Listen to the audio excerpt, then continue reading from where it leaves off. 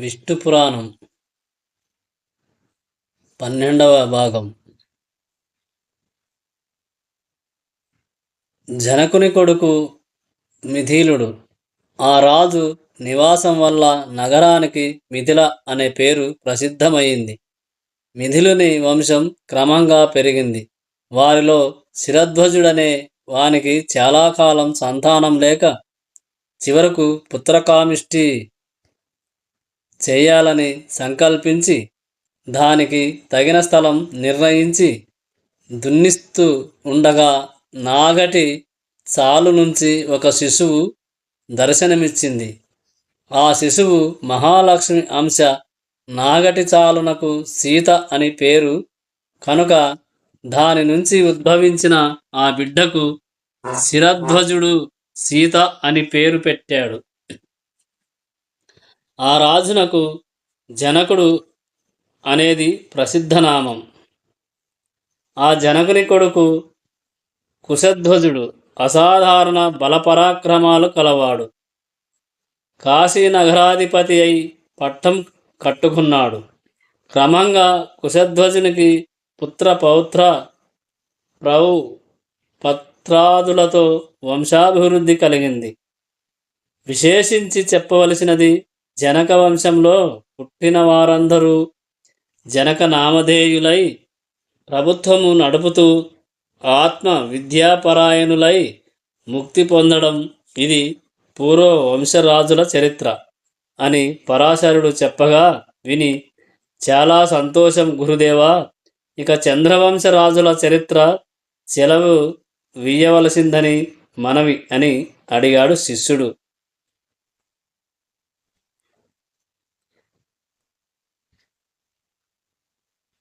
ఇలా మైత్రేయుడు అడగగా పరాశర మునీంద్రుడు చంద్రవంశ రాజుల చరిత్ర చెప్పాడు. అంతకు సృష్టికర్త అయిన నారాయణుని నాభి పద్మం నుంచి బ్రహ్మ పుట్టాడు. అతని మానసపుత్రుడు అత్రి. అత్రి కుడికంటి నుండి బ్రహ్మాంశతో చంద్రుడు పుట్టాడు. చిన్నతనమందే చంద్రుడు చలించని మనసుతో దీక్షతో బ్రహ్మను గూర్చి తపస్సు చేశాడు. ఆ తపస్సుకి మెచ్చి బ్రహ్మ లతలకు, వృక్షాలకు, ఓషధులకు, బ్రహ్మణులకు, నక్షత్రాలకు అత్యంత స్రవించే కిరణాలు కలుగునట్లుగా గాను అధిపతిగా వరం ఇచ్చాడు. తరువాత చంద్రుడు రాజసూయాది యజ్ఞాలు చేసి అశ్వని మొదలైన దక్షపుత్రికలను 27 భార్యలుగా పరిగ్రహించాడు. సహజ సుందరాకారుడై సుధాకారుడైన ఆ చంద్రుడు వారితో వినోదిస్తూ ఆనందంగా పెరుగుతున్నాడు. అలాంటి వయసులో చంద్రుడు దేవగురువైన బృహస్పతి వద్ద శాస్త్రజ్ఞానం కోసం విద్యార్థిగా అతని ఇంటనే ఉన్నాడు. గురువును, గురుపత్నిని సేవిస్తూ భక్తితో ప్రవర్తిస్తూ చదువు సాగిస్తున్నాడు. అలా ఉండగా ఒకనాడు గురువు ఇంద్రుడు చేసే యజ్ఞం చేయించడానికి అమరావతికి వెళుతూ, చంద్ర, నువ్వు ఇక్కడే ఉండు, ఇంతకు మునుపు చెప్పిన పాఠాల వల్లె వేస్తూ ఉండు అని చెప్పి వెళ్ళిపోయాడు. చంద్రుడు అలాగే ఉండి గురుపత్నికి ఆవశ్యకమైన సహాయం చేస్తూ చదువుతూ ఉన్నాడు.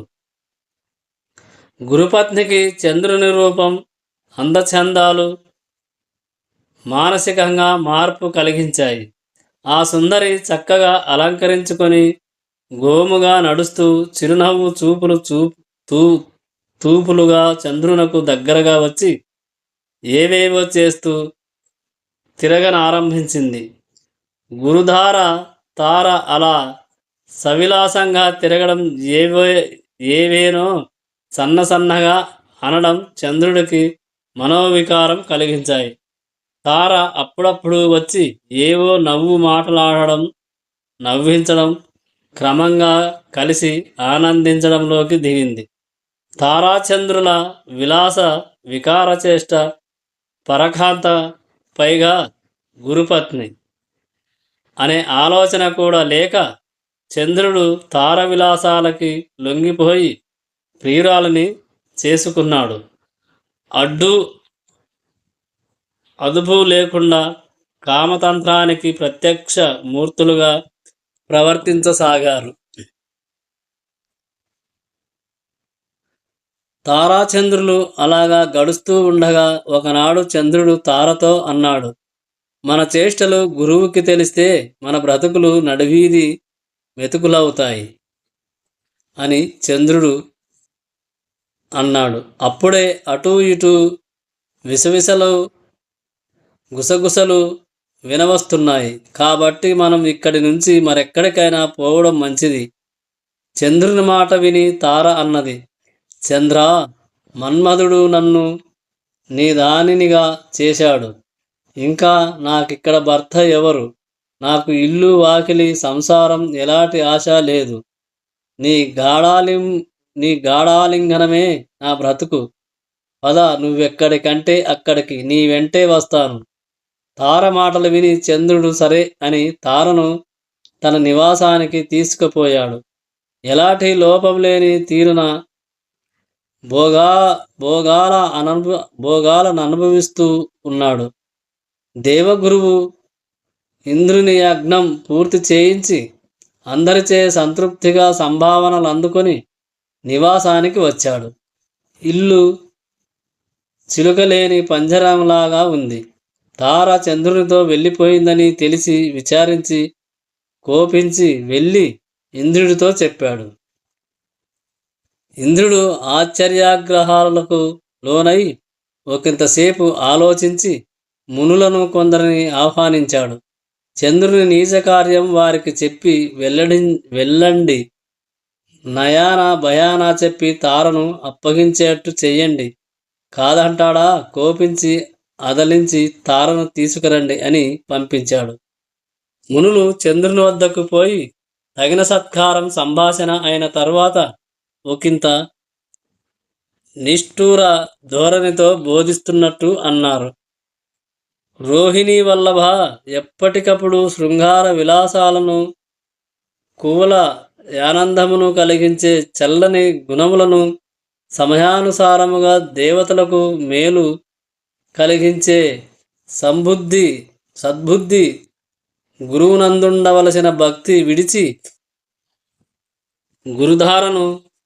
తారను ఎత్తుకురావడం పాపకార్యం కదా. నువ్వు చేసిన ఈ తప్పుని తెలిసి ఇంద్రాదులు నీపై కోపమనస్కులై ఉన్నారు. ఎందుకీ రగడ? తారను విడిచిపెట్టు, నీ లోకంలో వచ్చిన అపకీర్తిని మాపుకో అని మునులు మాటలు విని చంద్రుడు, నేను దేవమంత్రి భార్యను ఎత్తుకువచ్చానని నన్ను నిందిస్తూ ఇంద్రుడు మిమ్ము పంపించాడా? ఆశ్చర్యం! తన పనులు ఎవరికి తెలియవా? ఇలాంటి ఇంద్రుడు నాకే బుద్ధి చెప్పడమా?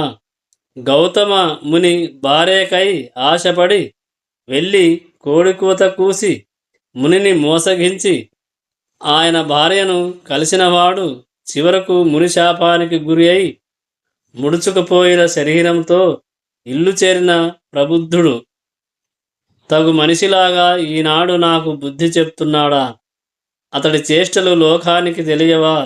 వెళ్ళండి, తారను విడిచేది లేదు అని పరిహాసపు మాటలాడగా చేసేది లేక మునులు సిగ్గుపడి తిరిగి ఇంద్రుని వద్దకు వచ్చి చంద్రుడన్న మాటలు చెప్పారు.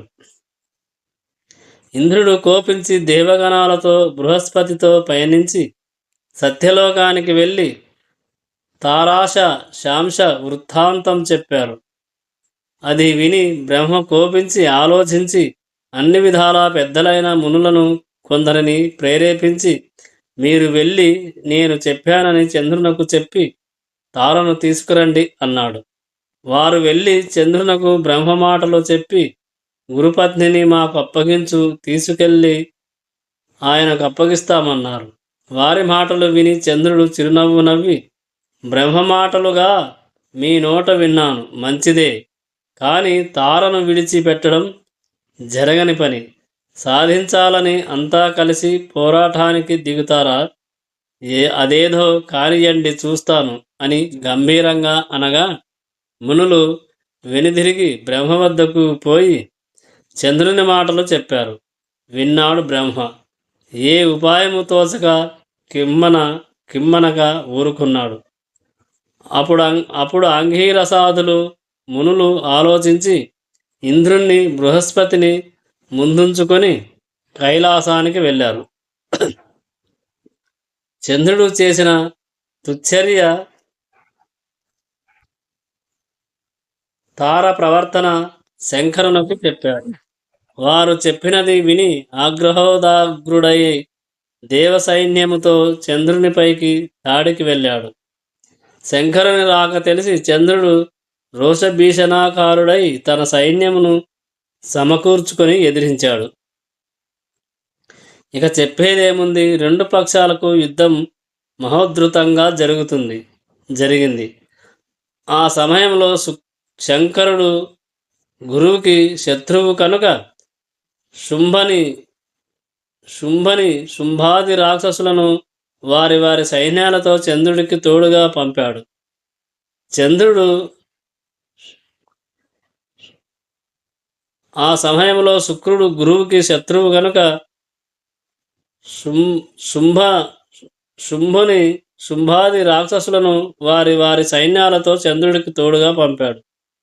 చంద్రుడు మరీ బలము ఉత్సాహము కలవాడై శంకరునితో పోరాడుతున్న సమయంలో బ్రహ్మ వచ్చి వారి యుద్ధమును ఆపుతూ చంద్రుని ఒకంత దూరంగా తీసుకుని వెళ్ళి హితబోధ చేశాడు. చల్లచల్లగా నచ్చజెప్పాడు, ఒప్పించాడు. తారను ఈడ్చుకు వచ్చి గురువుకు అప్పగించాడు. శివుడు శాంతించి బ్రహ్మను ప్రశంసించాడు. అప్పటికి తార గర్భవతి. బృహస్పతి గ్రహించి, నీ గర్భాన ఉన్న శిశువు నా వల్ల కలిగినవాడు కాడు, వానిని ఎక్కడో ప్రసవించి విడిచిరా అని తారను ఆజ్ఞాపించాడు.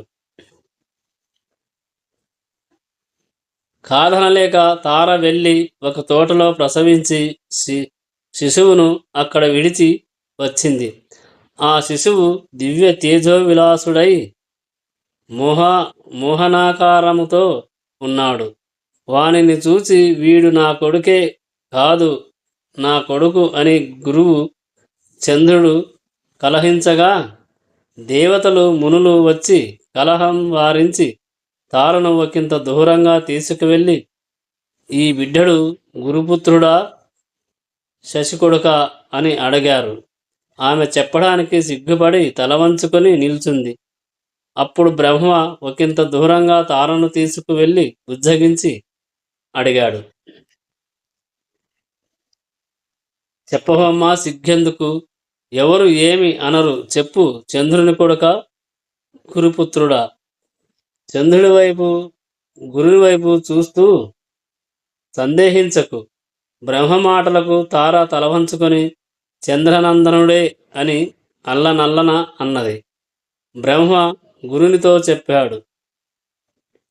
సరే పోని అని కొడుకుని విడిచి గురువు తారను తీసుకొని వెళ్ళిపోయాడు.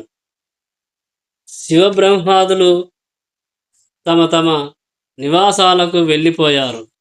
చంద్రుడు ఆ శిశువును ఆధారంగా ఎత్తుకొని చెక్కులు ముద్దాడి ఎత్తుకొని వెళ్ళి తన భార్య అయిన రోహిణికి అందించాడు. బుధుడు అని పేరు పెట్టాడు. రోహిణి ఆ బిడ్డని కన్నతల్లి కన్న మిక్కిలి ప్రేమతో లాలించి పెంచసాగింది. ఆ పెంపకం చూసి చంద్రుడెంతో సంతోషించాడు. అలా బుధుడు పెరిగి పెద్దవాడై తపస్సు చేసి అధిక తేజోమూర్తి అయి గ్రహమండలిలో ఒకడయ్యాడు. మనుపుత్రి అయిన ఇలయందు కొడుకును కన్నాడు. ఆ బిడ్డ పేరు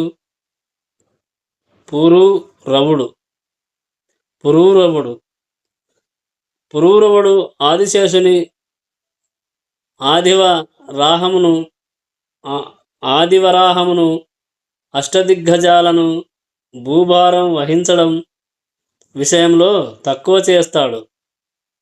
దానంలో కల్పవృక్షాలను, చింతామణిని సిగ్గుపరుస్తాడు. అందచందాలలో జయంతుణ్ణి, మన్మధుణ్ణి, చంద్రుణ్ణి కించపరుస్తాడు. ధైర్యములో మేరు, మందర పర్వతాలను నగుబాటు చేస్తాడు. సప్తదీపాలను తన ఆజ్ఞలో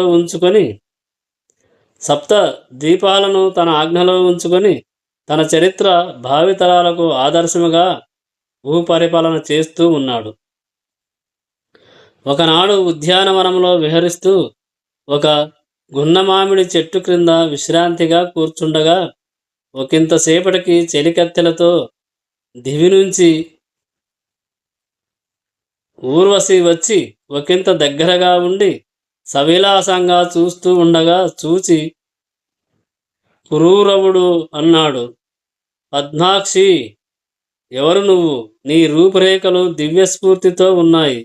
నీ తీరు వేశ్యవని చెబుతుంది అని అనగా ఊర్వశి పురూరవుని అందచందాలకు మురిసి కామవికారానికి లోనై బదులు పలికింది. రాజా, నా పేరు ఊర్వశి, దేవకాంతను. భూమిపై కొన్నాళ్ళు ఉండవలసి వచ్చింది.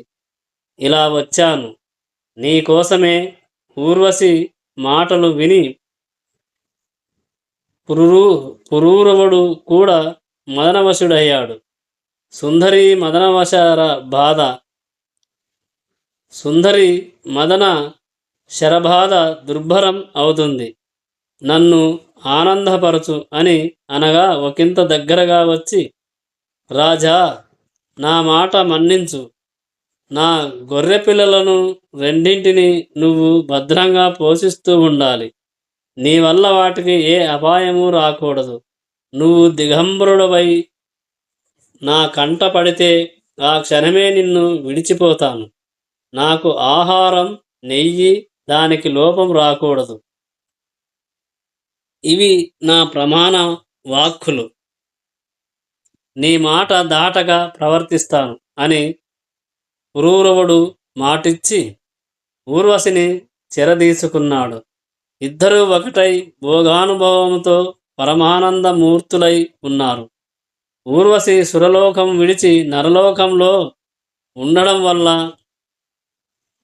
సురగణం భోగభాగ్యాలకు ఒకంత కొరత కలిగింది. విశ్వావసుడనే గంధర్వుడు ఆలోచించి వారి కెడబాటు కలిగించాలని ఒకనాటి రాత్రి వారు ఏకాంత స్థలమందుండగా ఒక గొర్రెను ఎత్తుకుపోయాడు.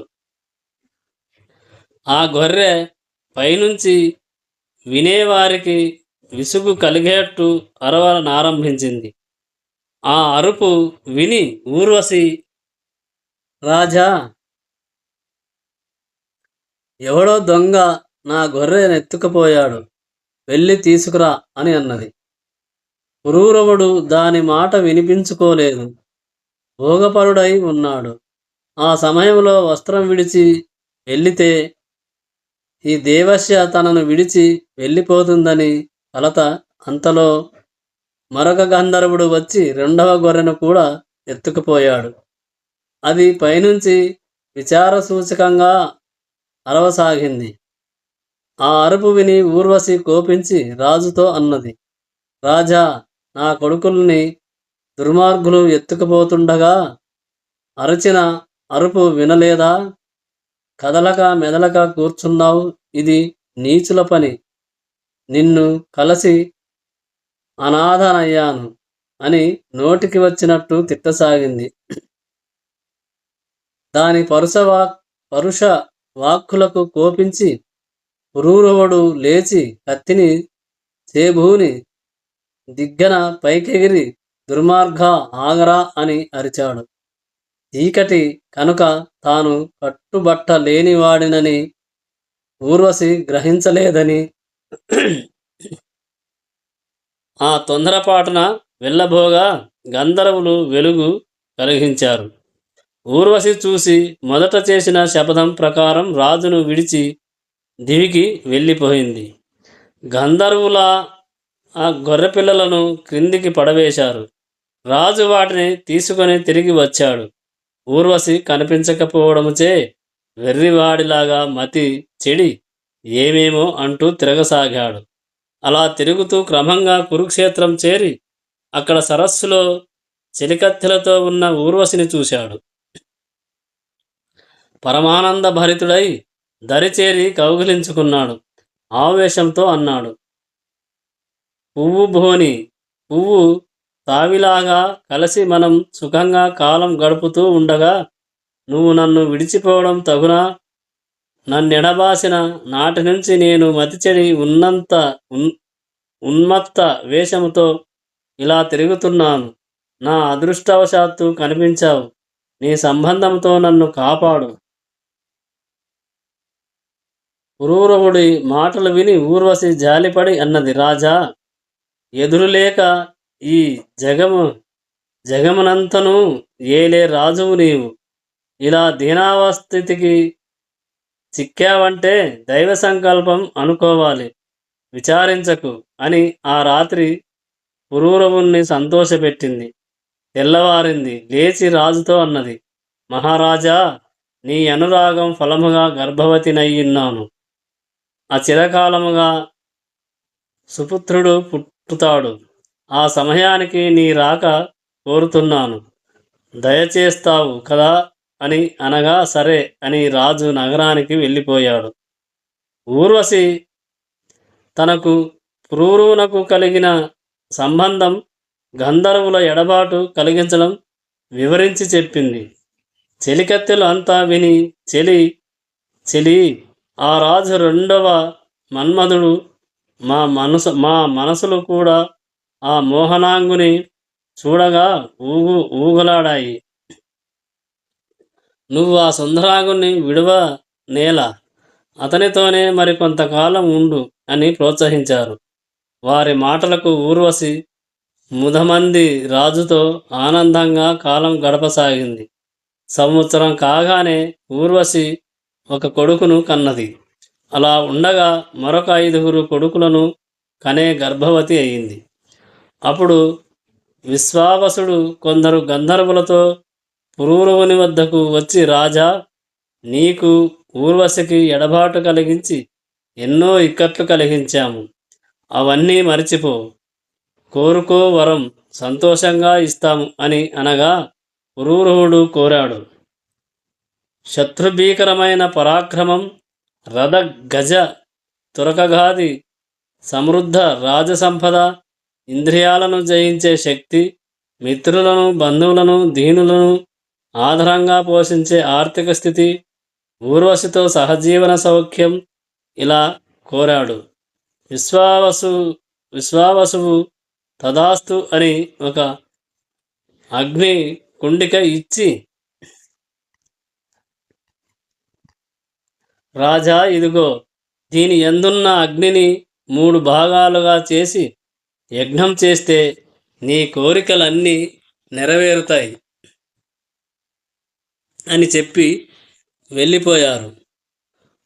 పురూరవుడు అగ్నికుండిక ప్రక్కనుంచుకొని తనలో తాను విచారిస్తూ అనుకున్నాడు, వరం కోరుకో అని గంధర్వులనగా ఈ అగ్నికుండిక అడిగి తీసుకున్నానే గాని ఊర్వశిని నాకివ్వండి అని అడగలేకపోయానే. నా ప్రియత్వం కొండను తవ్వి ఎలుకను పట్టినట్టయింది. ఇక యజ్ఞాలెక్కడ, ఊర్వశి ఎక్కడ, ఏమీ బ్రతుకు అనుకున్నాడు. ఆ అగ్నికుంపటని అడవిలో ఒక చోట విడిచి ఇంటికి పోయి అర్ధరాత్రి యందు విచారిస్తూ అనుకున్నాడు, ఔరా, ఎంత తెలివి తక్కువతనం! గంధర్వులు ఇచ్చిన అగ్నికుండిక అడవిలో విడిచి వచ్చానే. పోయి అది తెచ్చి యజ్ఞం పూర్తి చేస్తాను అని అడవికి వెళ్ళి చూశాడు. తాను విడిచిన చోట అగ్నికుండిక కనిపించలేదు. ఇటు అటు వెదకి చూడగా ఒక చోట ఒక జమ్మి చెట్టు, దానిలో ఒక రావి మొక్క కనిపించాయి. ఓ, ఆ అగ్ని ఈ చెట్టుగా మారి ఉంటుంది అని మునులను రప్పించి వేదమాతృకమైన మంత్రం ఉచ్చరిస్తూ ఆ చెట్టును నరకడానికి సంసిద్ధుడయ్యాడు. ఆ పని కాగా ఆ మంత్రాక్షరాల సంఖ్యతో సరి అయిన అంగుళాల నిడుపున అరని మధించే కర్ర, అరణి అంటే అరణిని కల్పించి అగ్నిని సృష్టించి అందరూ అభినూతి అభినుతి అభినుతించే రీతిగా యజ్ఞం నెరవేర్చాడు. దాని ఫలముగా ఊర్వశి తనది అయ్యింది. అలా కోరిక తీర్చుకొని అన్ని లోకాలలో ఊర్వశితో విహరిస్తూ వచ్చి రాజ్యం నీతియుక్తంగా జనరంజకంగా పాలిస్తూ ఉన్నాడు. ఆది కాలమందు యజ్ఞాదులకు ఉపయోగించే వైవస్వత్తాగ్ని కాలాంతర మందు ఆహావనీయం గర్హపత్యం దక్షిణాగ్ని అని 3 విధముల అయింది. కొంతకాలానికి పురూరవునకు ఊర్వశయందు ఆయువు, ధీమంతుడు, అమానుషుడు, విశ్వావసుడు, శతాయువు, చిరాయువు అనే కొడుకులు 6 పుట్టారు. అమానసుని కొడుకు భీమసేనుడు, వాని కొడుకు కౌంచనుడు, కౌంచని కొడుకు సుహోత్రుడు, కాని కొడుకు జహ్నుడు, వాని కొడుకు జహ్నుడు, సుహోత్రుని కొడుకు జహ్నుడు. జహ్నుడు రాజులలో ఋషిగా ప్రసిద్ధుడు. ఆ రాజర్షి ఒకప్పుడు యజ్ఞం చేస్తూ ఉండగా గంగానది పొంగి ఆశ్రమమును కడిగి వేసింది. జహ్నుడు కోపించి యజ్ఞ పురుషుణ్ణి తనలోనికి ఆహ్వానించి ఆ శక్తితో గంగ ఒక్క చుక్కైనా లేకుండా మింగివేశాడు. అప్పుడు ఋషులు సురులు బ్రతిమాలగా కరుణించి గంగాజలమును తన చేతి నుంచి విడిచిపెట్టాడు. ఆ విధముగా గంగకు జాహ్నవి అనే సార్థకనామం కలిగింది. జాహ్నుడు యజ్ఞం నిరాటంకంగా పూర్తి చేశాడు. అతని కొడుకు జనకుడు, అతని కొడుకు బలశ్వాసుడు, వాని కొడుకు కుశుడు. కుశునకు 4 కొడుకులు: కుశాంభుడు, కుశనాభుడు, అధూర్తుడు, రజోవసువు అని వారి పేర్లు. వారిలో కుశనాభుడు ఇంద్రునితో సాటి అయిన కొడుకు కలగాలని అడవికి పోయి తపస్సు చేయగా ఇంద్రుడు ప్రత్యక్షమై అనుగ్రహించి కొడుకై పుట్టాడు. ఇంద్రాంశతో కొడుకు పుట్టాడు. వాని పేరు గాది. గాది నీతి నియమాలతో చక్కగా పరిపాలన చేస్తూ సంతతి లేక చింతిస్తూ అందరూ దేవతలను పేరు పేరున ఆరాధించగా చివరకు ఒక కూతురు పుట్టింది. ఆ బాల పేరు సత్యవతి. ఆ కన్యను పెండ్లాడగోరి భృగు వంశీయుడు రుచికుడనే ముని వచ్చి గాదినడిగాడు. గాది ఈ ముసలి తపస్సుకి పెళ్ళా అని నవ్వాడు.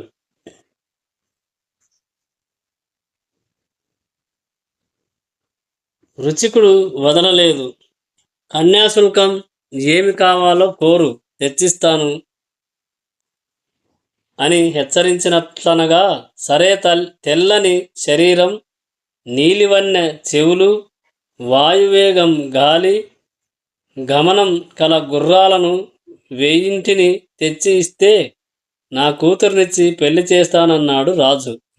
రుచికుడు వెళ్ళాడు. తురంగతీర్థం అనే క్షేత్రమందు వరుని ఆహ్వానించి తపస్సు చేసి 1000 గుర్రాలను పొంది తోలుకు వచ్చి రాజుకు ఇచ్చాడు. రాజు మరీ పెదవి కదల్చలేక అనిన ప్రకారం కూతుర్ని రుచునికిచ్చి పెళ్లి చేశాడు. రుచికుడు తపస్వియే అయి పెళ్లి చేసుకున్న గృహస్థ ధర్మం సుష్టుగా నిర్వర్తిస్తూ తపశ్చర్య జరుపుతూ భార్యతో హాయిగా ఉన్నాడు. కొన్నాళ్ళయ్యాక సంతానకాంక్షతో ఒక మంత్రం మనస ఉచ్చరిస్తూ చరువును ఋతు సమయంలో భార్యకు ఇవ్వడానికి సంసిద్ధుడయ్యాడు. ఇక్కడ నుండి రేపటి వీడియోలో తెలుసుకుందాం.